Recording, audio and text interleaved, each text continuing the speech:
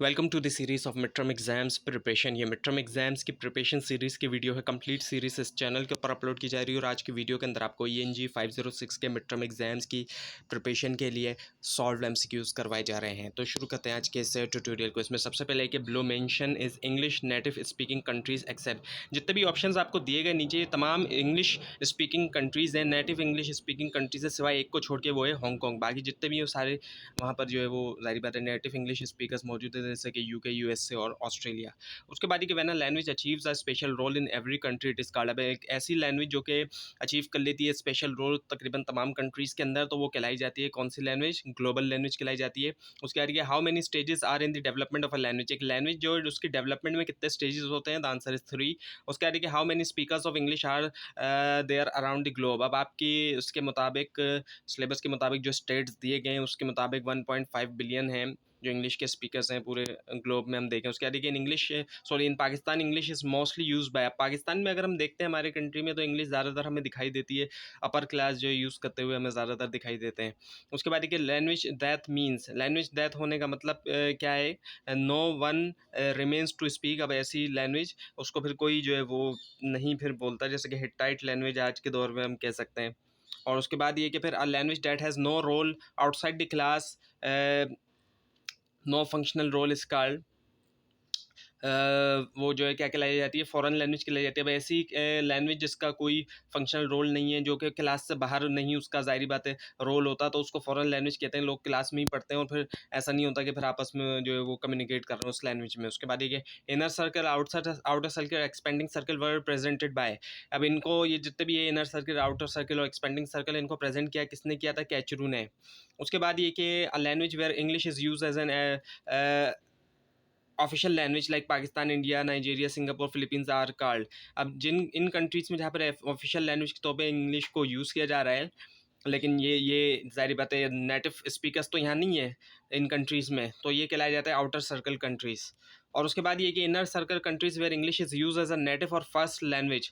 अब जिन कंट्रीज़ में इंग्लिश को एज अ नेटिव के तौर पर या फर्स्ट लैंग्वेज के तौर पर यूज़ किया जा रहा है, सो वो इनर सर्कल कंट्रीज़ में कौन कौन से आते हैं? वो है UK, USA एंड ऑस्ट्रेलिया। उसके बाद outer circle countries where English is only used as foreign language, इनमें से कौन से हैं जिस जहाँ पर इंग्लिश को सिर्फ एज अ फॉरेन लैंग्वेज के तौर पे यूज़ किया जाता है? सो वो जापान, चाइना के अंदर है कि सिर्फ फॉरेन लैंग्वेज के तौर पे वहाँ यूज़ किया जा रहा है। उसके आगे दीज आर कोलोनलाइज कंट्रीज एक्सेप्ट। अब ये तमाम कोलोनलाइज कंट्रीज हैं जिनको कोलोनलाइज किया गया था, सिवाय यूके को छोड़ के, क्योंकि यूके वालों ने तो खुद किया था।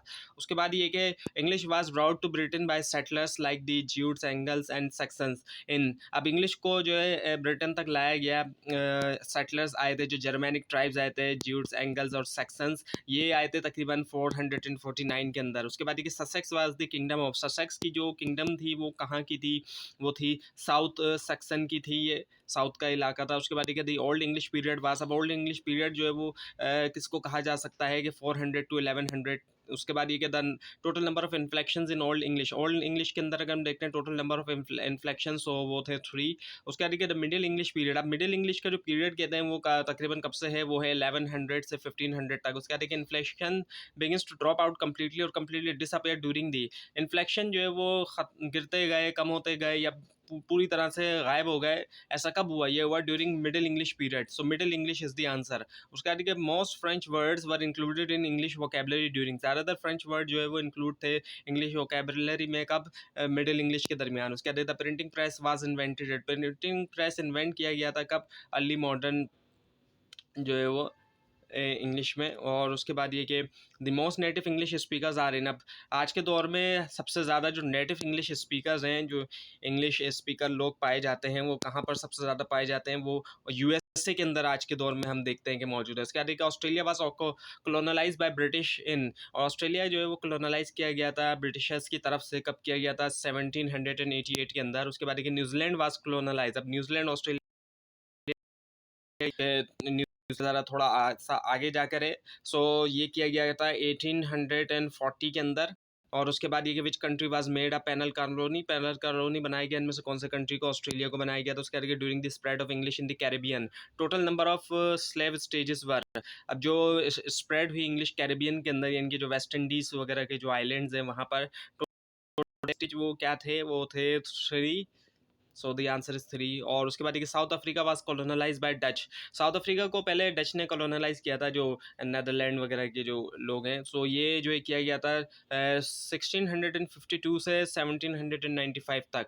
उसके बाद देखिए South Africa was colonise bye, अब डच के बाद फिर ब्रिटिशर्स ने भी कॉलोनलाइज किया साउथ अफ्रीका को, और वो किया था फिर 1795 से लेकर 1948 तक, यानी कि पाकिस्तान के एक साल बाद तक, 1948 तक। उसके बाद ये कि the east India company was formed in the year. अब ईस्ट इंडिया कंपनी को कब बनाया गया था? 1600 के अंदर बनाया गया था। उसके बाद India declared independence in the year. India को आज़ादी मिली कौन से ईयर के अंदर? 1947 के अंदर मिली थी।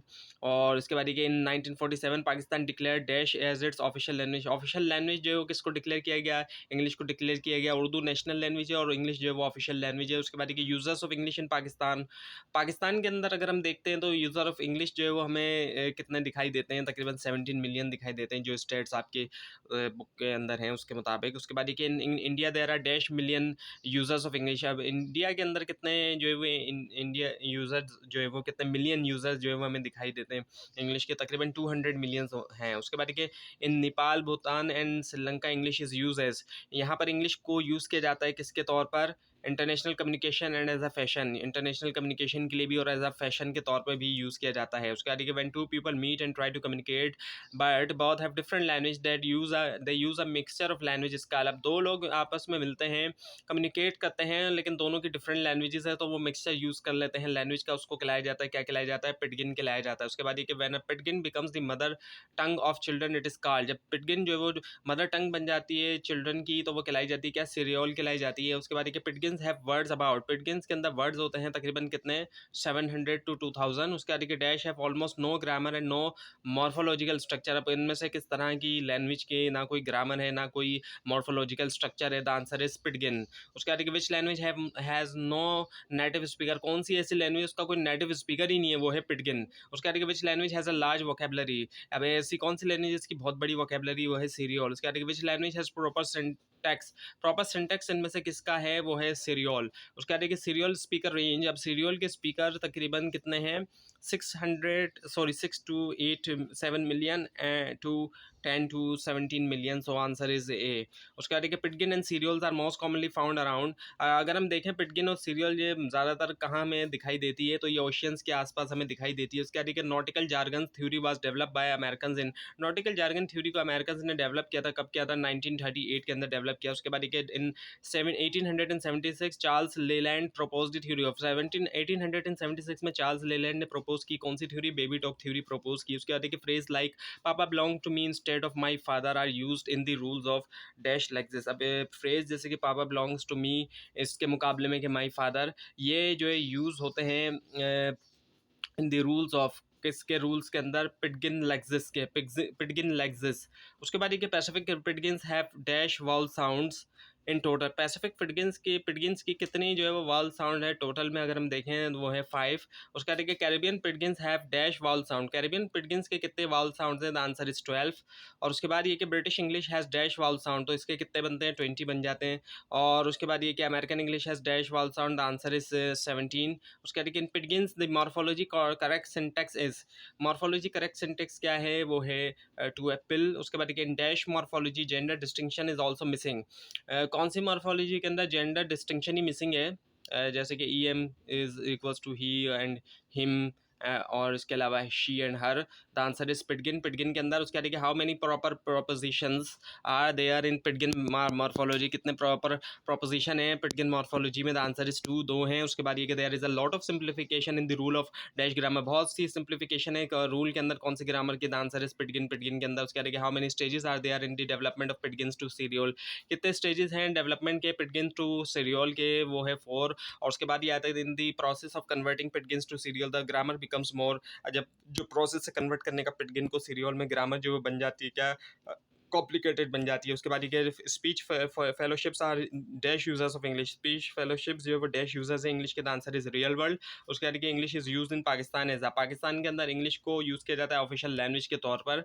English as an official language mean, अब ऑफिशियल लैंग्वेज के तौर पर अगर इंग्लिश का इस्तेमाल किया जा रहा है, इसका मतलब क्या है? ऑल ऑफ देम, जितने भी ऑप्शन है, यानी कि यूज इन कोर्ट्स में इस्तेमाल होगा, जो कि आप देखते हैं एजुकेशन के अंदर, जो कि आप भी इंग्लिश के अंदर एजुकेशन हासिल कर रहे हैं। इसके अलावा यूज़ इन लिटरेचर, और लिटरेचर वगैरह जो है